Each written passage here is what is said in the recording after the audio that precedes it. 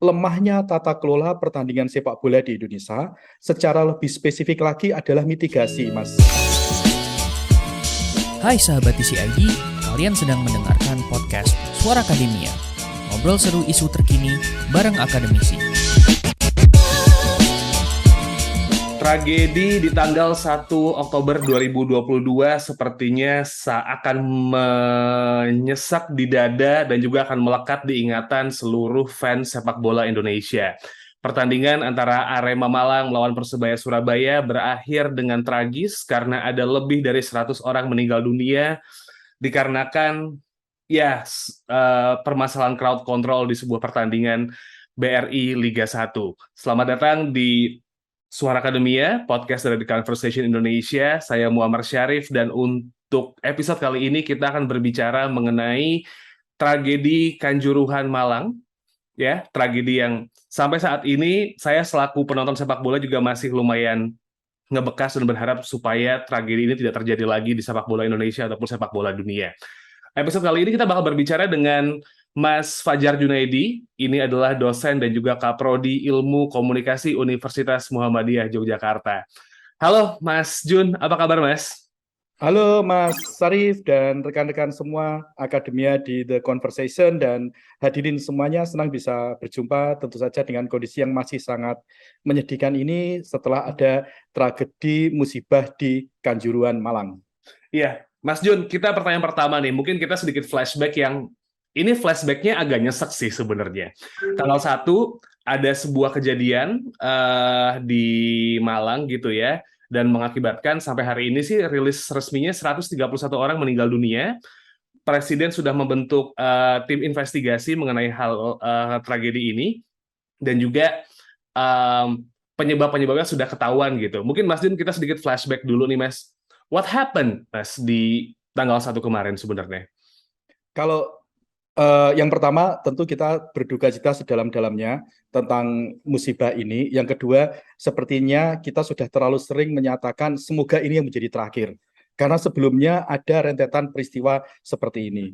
Yang ketiga, kita harus sadar bahwasanya bencana itu adalah serangkaian peristiwa second per second, detik per detik yang kemudian menyebabkan bencana itu.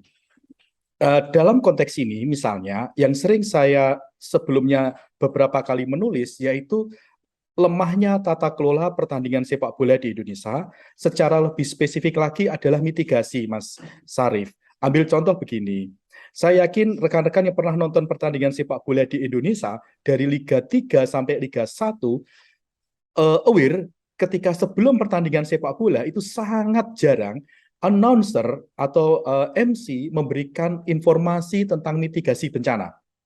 Bandingkan misalnya ketika kita naik pesawat, yang itu berisiko, atau naik kapal, bahkan di kampus saya di UMY ketika ada acara yang melibatkan banyak orang, seperti seminar, kemudian ospek, atau wisuda, itu selalu ada mekanisme prosedur wajib pemberian informasi tentang mitigasi bencana.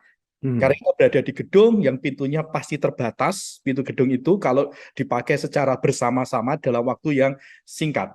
Nah, yang selanjutnya lemahnya mitigasi ini berasal dari aspek fisik misalnya. Sangat jarang kita jumpai di stadion di Indonesia itu jalur evakuasi. Ya kan, apalagi jalur evakuasi yang itu bisa menyala di kegelapan. Itu sangat jarang. Titik kumpul juga jarang. Nah, yang lebih penting lagi sebenarnya adalah perlu audit terhadap kelayakan K3 keselamatan kerja di semua stadion di Indonesia. Artinya seperti ini, Mas Syarif. Saya bukan ahli di bidang ini karena background saya bukan teknik sipil.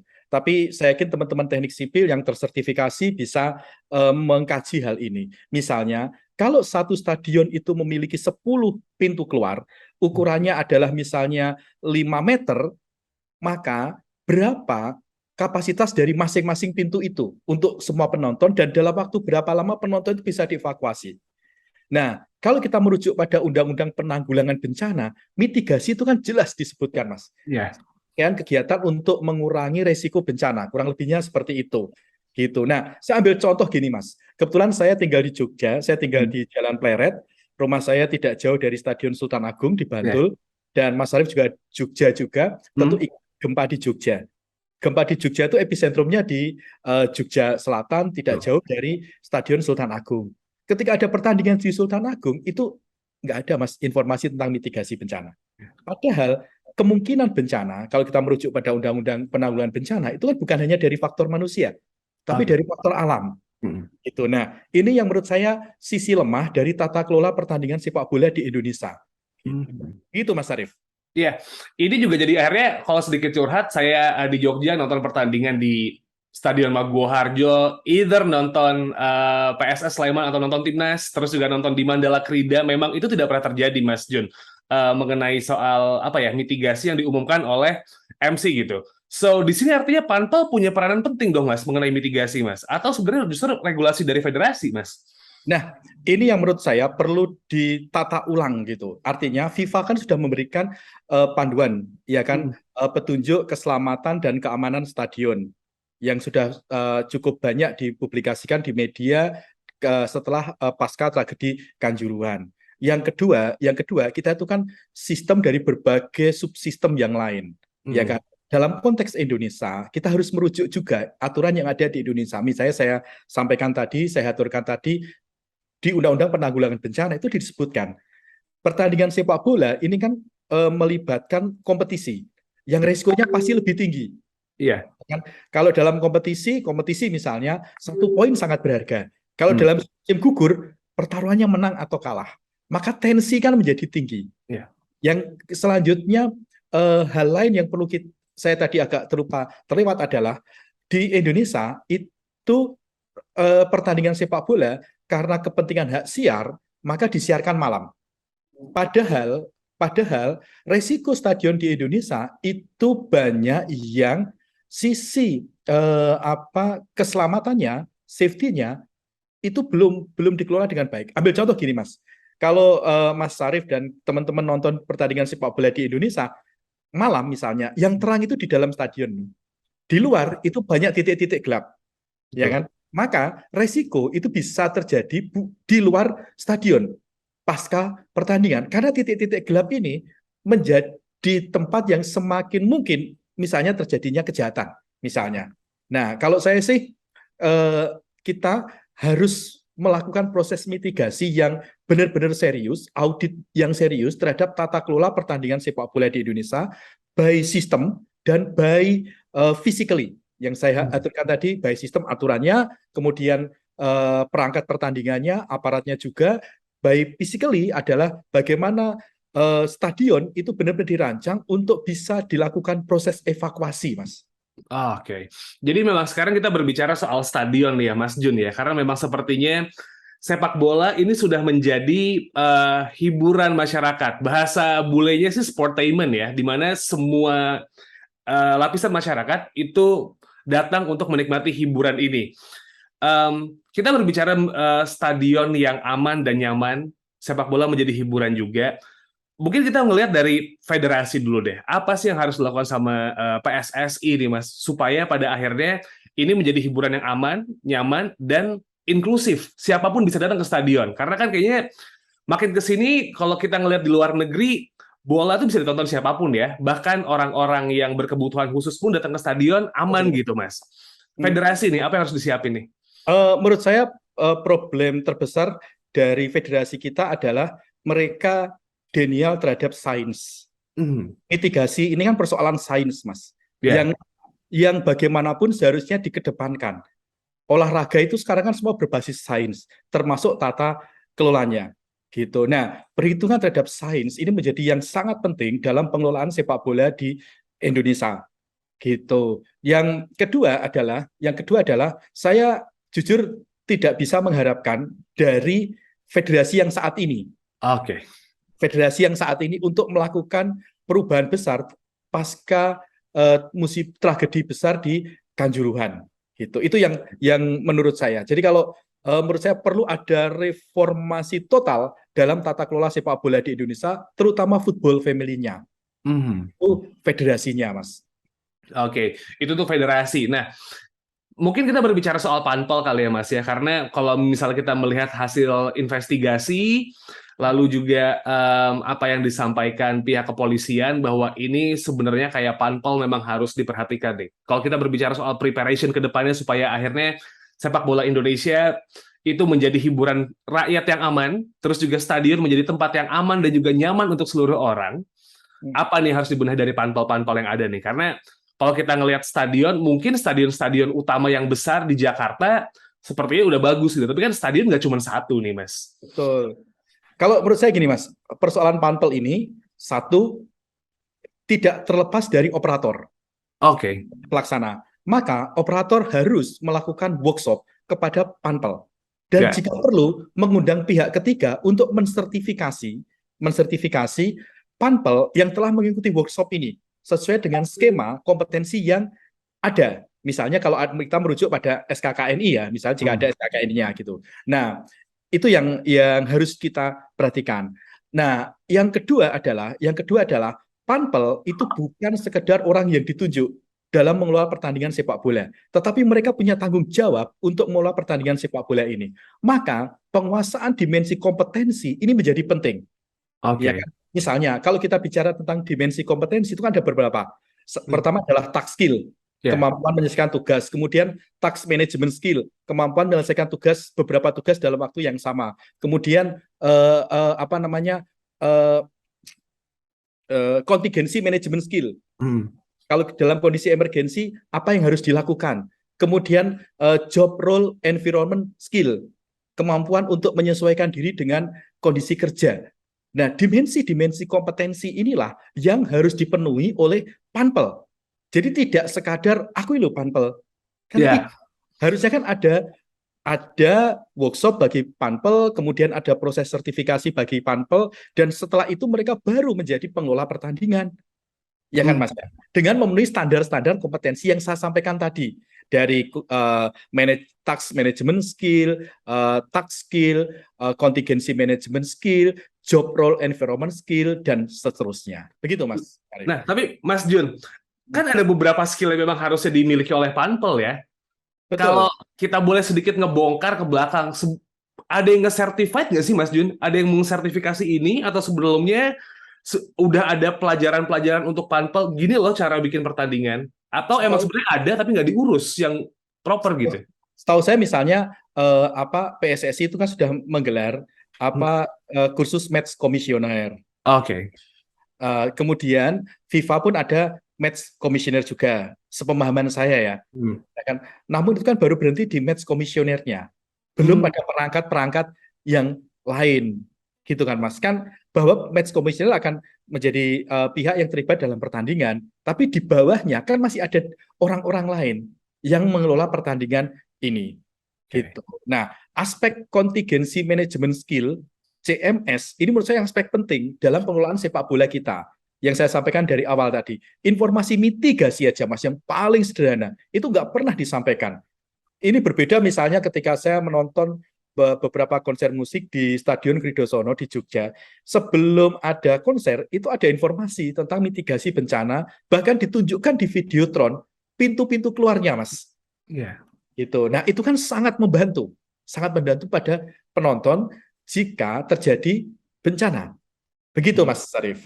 Oke, jadi memang sebenarnya bagaimana cara menghandle sebuah pertandingan termasuk crowd control menjadi kunci sebenarnya, Mas ya? Betul, Mas. Kata kuncinya adalah crowd control ini dalam konteks mitigasi kebencanaan. Oke. Nah, Mas Jun, fenomena sepak bola sebenarnya tidak bisa lepas dari ya federasi tadi kita sudah bahas, panpel kita sudah bahas, yang menghidupkan sepak bola adalah fans nih, Mas.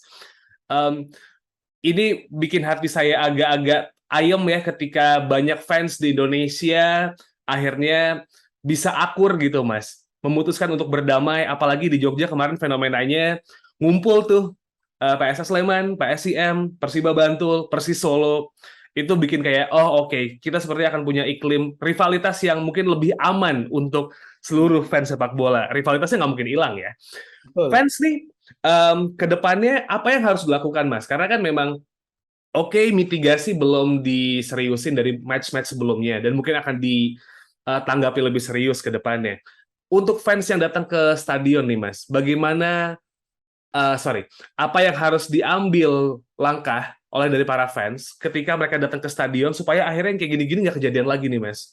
Oke, Mas Sarif. Pertama, kalau menurut saya, fans ini kan pihak yang paling sering dikorbankan dan selalu dikorbankan. Betul. Mm-mm. Dalam sejarah sepak bola Indonesia, yang paling banyak meninggal, mohon maaf, itu fans. Ya kan? Kemudian pemain yang meninggal karena sakit di lapangan misalnya, atau karena ada insiden di lapangan. Nah, saya kalau ngomong ini berat ya, saya tuh sedih selama ini, Mas. Kebetulan saya intens beberapa kali melakukan riset tentang bagaimana media memberitakan tentang kerusuhan sepak bola. Dalam beberapa penelitian saya tunjukkan, yang saya temukan adalah media-media di Indonesia itu acap kali menempatkan fans sebagai pelaku kekerasan. Bahwa fans terlibat kekerasan, iya, itu harus diakui. Tetapi harus dilihat, bisa jadi kekerasan ini adalah hubungan sebab akibat, kalau pakai framing ya, causal interpretation dari apa? Tata kelola pertandingan yang tidak bagus. Akhirnya terjadi bentrok antar supporter.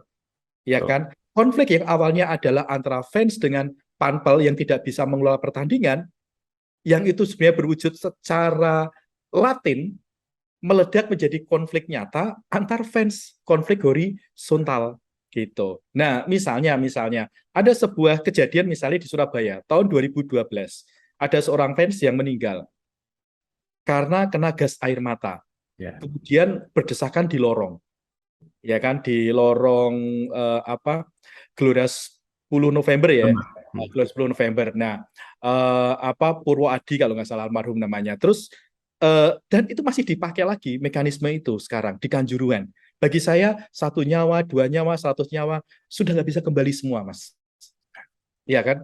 Nah, yang selanjutnya ini yang saya ambil contoh misalnya di Solo dalam sebuah pertandingan sekira 10 tahun yang lalu ada seorang fans yang meninggal karena tertembak.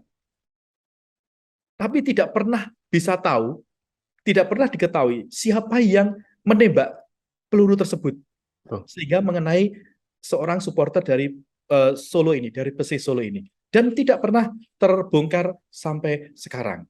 Artinya adalah ada yang salah selama ini dalam pemberitaan media kita.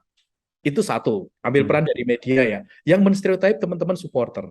Saya ambil contoh nih misalnya, di Surabaya misalnya, yang peduli terhadap safety, selain panpel di sana yang sudah cukup baik di GBT, adalah teman-teman supporter. Misalnya di Tribun Utara, Green Note, mereka buat bonek disaster emergency, menyediakan ambulan dan sebagainya.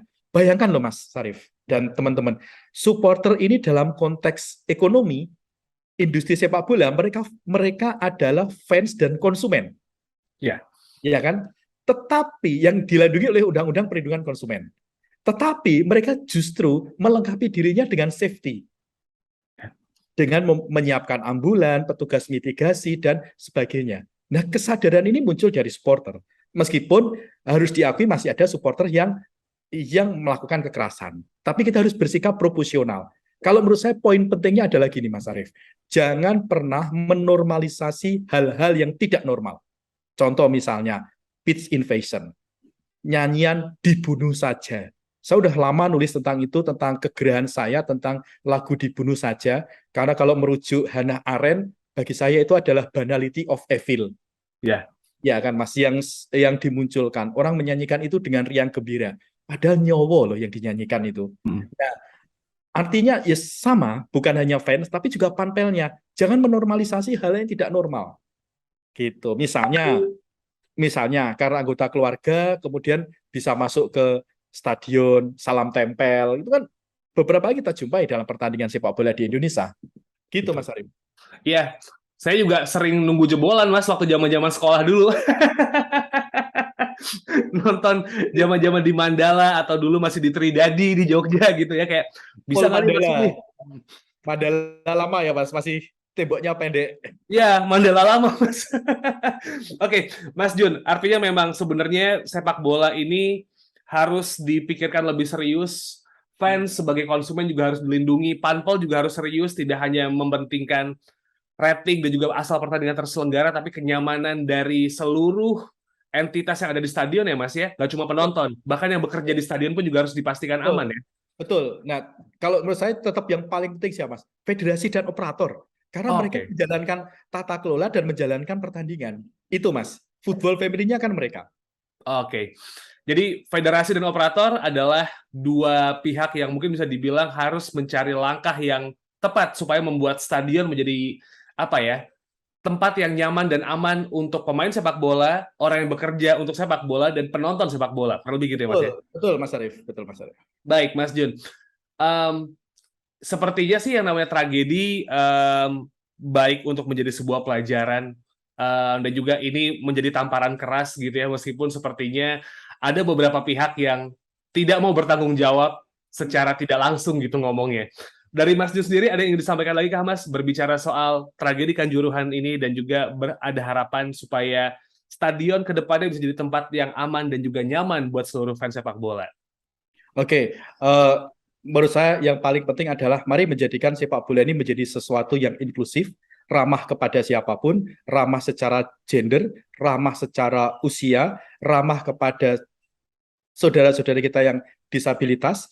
Semua orang punya akses yang sama untuk menonton pertandingan di stadion dan mendapatkan jaminan keamanan dan keselamatan dengan adanya mitigasi dalam tata kelola pertandingan sepak bola di Indonesia. Itu Mas yang menurut saya paling penting. Oke, inclusivity menjadi hal yang paling kunci ya Mas Jun. Betul, betul Mas. Ketika pertandingan itu inklusif, saya percaya bahwa pertandingan itu aman. Ya, ya, ya, ya. Dan juga ya sebenarnya saya masih speechless nih Mas melihat tragedi ini tuh honest karena Sama Mas, sama Mas. nggak nyangka ini bisa terjadi di Indonesia dan kasus terbesar nomor 2 di dunia gitu loh Mas. Kayak Betul, oke. betul, Ini betul juga Mas. lumayan menyedihkan. Kalau begitu Mas Jun, terima kasih untuk waktunya. Terima kasih Mas Sarif dan teman-teman di The Conversation, serta rekan-rekan semuanya. Senang bisa berjumpa, berbagi, dan saling belajar. Ya, Mas Jun ada lagi kesibukan yang dilakukan nggak Mas setelah menulis buku merayakan sepak bola udah 2 kali dan juga sering research juga buat sport communication, lagi sibuk apa nih Mas belakangan ini? Sibuk rutinitas jadi kaprodi aja Mas. Administratif. Ya, administratif lah ya Mas ya. Kalau gitu thank you so much Mas Jun sekali lagi, semoga semuanya lancar. Mas ya. Mohon maaf.